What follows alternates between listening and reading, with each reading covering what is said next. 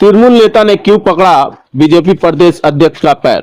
जी हाँ, इस तस्वीर ने पूरे हुगली जिला में हड़कंप मचा दी है। बीजेपी प्रदेश अध्यक्ष के पैर पकड़कर फुट फुट कर रोने लगे टीएमसी नेता और देखते ही देखते मच गई सियासी हलचल।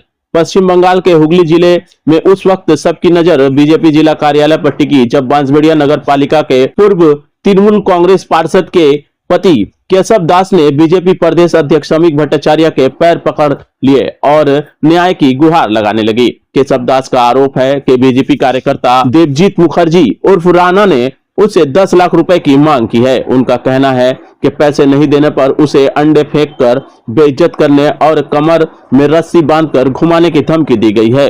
इस शिकायत को लेकर वह बीजेपी कार्यालय पहुंचे थे। जैसे ही कमेटी की बैठक खत्म कर समीक भट्टाचार्य बाहर निकले, केशव दास ने उनके पैर पकड़ लिए। मौके पर मौजूद नेताओं ने उन्हें वहां से हटा दिया। वहीं इस मामले में सप्तग्राम के बीजेपी विधायक स्वराज घोष ने क्या कुछ कहा था और केशव दास ने क्या कुछ कहा था, हम देखेंगे पूरी खबर न्यूज लाइन भारत के माध्यम से।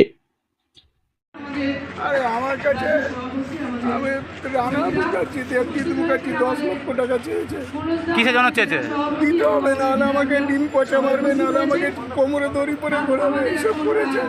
এটা নিয়ে কি তুমি কি করতে অভিযোগ করতে এসেছো?